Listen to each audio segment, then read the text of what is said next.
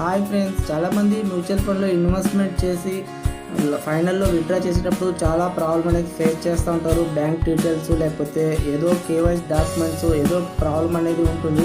కానీ ఎలా సాల్వ్ చేసుకోవాలో మీకు యాప్లో కూడా ఎవరు చెప్పరనమాట. కస్టమర్ కేర్ కాల్ చేసినా కాల్ లిఫ్ట్ చేయాలన్నమాట. అలాంటి సిచ్యువేషన్లో మనమే మన ప్రాబ్లం అనేది సాల్వ్ ఈజీగా చేసుకోవచ్చు అనమాట. జస్ట్ మీరు గూగుల్ ఓపెన్ చేయండి. ఇక్కడ మ్యూచువల్ ఫండ్ సెంట్రల్ లాగిన్ అనేసి ఇక్కడ టైప్ చేయండి. ఇక్కడ టైప్ చేసిన తర్వాత మీరు మ్యూచువల్ ఫండ్ సెంట్రల్ అనేది రిజిస్టర్ అవ్వండి. మీరు కావాలంటే ప్లేస్టోర్లో యాప్ కూడా డౌన్లోడ్ చేసుకోవచ్చు, లేకపోతే ఆన్లైన్లో కూడా చేసుకోవచ్చు. జస్ట్ ఎంఎఫ్ సెంట్రల్ అనేసి మీరు సెర్చ్ చేయండి. ఇక్కడ ఎంఎఫ్ సెంట్రల్ అనేసి వస్తుంది కదా, దీని మీద క్లిక్ చేయండి.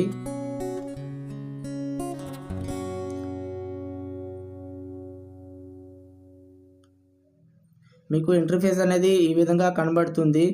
మీరు పాస్వర్డ్ అనేది ఓకే చేసుకోవద్దండి. మీరు జస్ట్ మీ పాన్ కార్డ్ డీటెయిల్స్ అనేది ఎంటర్ చేసిన తర్వాత మీకు పాస్వర్డ్ ఓటీపీ అని అడుగుతుంది. మీరు జస్ట్ ఓటీపీ సెలెక్ట్ చేసుకోండి. ఓటీపీ సెలెక్ట్ చేసుకుంటే మీకు రిజిస్టర్ అయిన మొబైల్ నెంబర్కి ఓటీపీ వస్తుంది. ఓటీపీ ఎంటర్ చేస్తేనే ఇంటర్ఫేస్ అనేది ఈ విధంగా ఓపెన్ అయిపోతుంది. ఇక్కడ మీకు చూడొచ్చు సబ్మిట్ సర్వీస్ రిక్వెస్ట్ అని ఉంది, దాని మీద క్లిక్ చేయండి.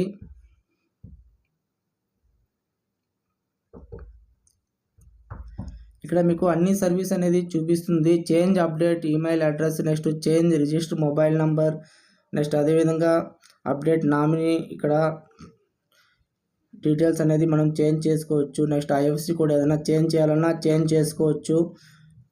లేకపోతే మీకు ఏదైనా యూనిట్స్ అది సేమ్ మ్యూచువల్ ఫండ్కి ట్రాన్స్ఫర్ చేసుకోవాలన్నా ఇక్కడ నుంచి మీ ఆ యూనిట్స్ అనేది ట్రాన్స్ఫర్ చేసుకోవచ్చు. మోస్ట్లీ చాలామంది ప్రాబ్లం ఫేస్ చేసేది బ్యాంక్ డీటెయిల్స్ దగ్గరే చాలామంది ప్రాబ్లం ఫేస్ చేస్తూ ఉంటారు. ఏదో ఒక బ్యాంక్ అనేది ఇచ్చేస్తారు ఇన్వెస్ట్మెంట్ స్టార్ట్ చేసేటప్పుడు, అప్పుడు ఇన్వెస్ట్మెంట్ జర్నీ అనేది చేసుకుంటా వెళ్ళిపోతారు. విత్డ్రా చేసేటప్పుడే మీకు ప్రాబ్లం అనేది స్టార్ట్ అవుతుంది. అలాంటి ప్రాబ్లమే నేను ఫేస్ చేస్తున్నాను కాబట్టి వీడియో అనేది చేస్తున్నాను. జస్ట్ మీరు ఇక్కడ change of bank account details ఉంది కదా, దాని మీద క్లిక్ చేయండి. ఇక్కడ మీకు ఏం ప్రాబ్లం ఉందో అది సెలెక్ట్ చేసుకొని దాని మీద క్లిక్ చేసుకోండి.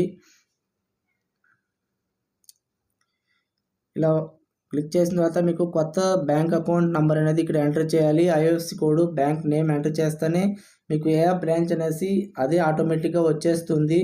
జస్ట్ మీకు ఇక్కడ పాత బ్యాంక్ అకౌంట్ చెక్ బుక్ అనేది ఇక్కడ సబ్మిట్ చేయాలన్నమాట, స్కాన్ చేసేసి. నెక్స్ట్ అదేవిధంగా కొత్త చెక్ అనేది ఇక్కడ సబ్మిట్ చేయాలి. సబ్మిట్ చేస్తానే మీకు బ్యాంక్ డీటెయిల్స్ అనేది చేంజ్ అయిపోతుంది. అక్కడ నుంచి మీ అమౌంట్ అనేది మీ బ్యాంక్లో క్రెడిట్ అవుతుంది అనమాట. ఈ విధంగా బ్యాంక్ అకౌంట్ అనేది ఈజీగా మీరు చేంజ్ చేసుకోవచ్చు. మీరు ఎక్కడికి వెళ్ళి ఎవరి దగ్గర అడగాల్సిన పని లేదు మీకు. లేదా గ్రో యాప్లో కానీ ఏంజల్ వన్లో ఎక్కడ మీరు చేంజ్ చేసుకోవాలన్నా ఇక్కడికి వచ్చి మీరు చేంజ్ చేసుకోవాల్సి ఉంటుంది. జస్ట్ మీకు అక్కడ లింక్ అనేది ఇచ్చి ఉంటారు. ఆ లింక్ మీద క్లిక్ చేసినారంటే మీరు ఇక్కడికే వస్తారు. ఇక్కడ నుంచే మనం ఏదున్నా క్లియర్ చేసుకోవాలి.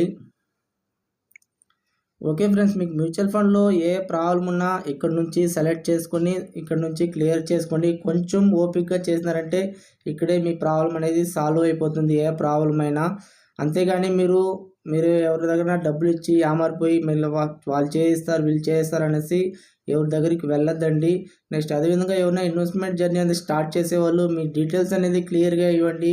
అంతేగాని ఏదో ₹100 స్టార్ట్ చేస్తామనేది స్టార్ట్ చేసి మళ్ళీ విత్డ్రా చేసేటప్పుడు ప్రాబ్లం అనేది ఫేస్ చేయొద్దండి. ఎందుకంటే అలాంటి ప్రాబ్లం నేను ఫేస్ చేస్తున్నాను కాబట్టి వీడియో అనేది మీకు చేస్తున్నాను. నా ఎక్స్పీరియన్స్ బేస్ చేసుకునే వీడియో చేస్తుంటాను మీకు. ఓకే ఫ్రెండ్స్, మీకు ఏదైనా డౌట్ ఉంటే తప్పకుండా కామెంట్స్లో అడగండి, నేను రిప్లై అనేది ఇస్తాను. వీడియో నచ్చితే ఒక లైక్ చేయండి, సబ్స్క్రైబ్ చేసుకోండి. Okay friends, bye.